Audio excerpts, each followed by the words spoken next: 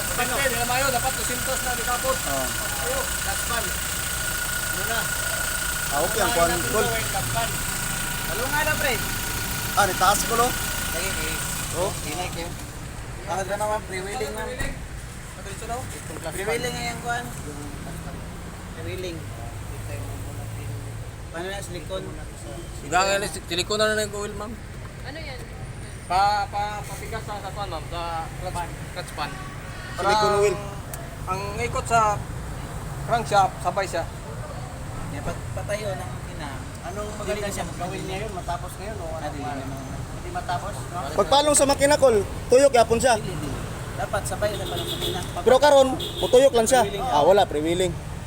Manahinay sa gangin. Oh. Hindi siya makuha. Ang kayo sa condenser radiator, di makuha. Dapat sa makina.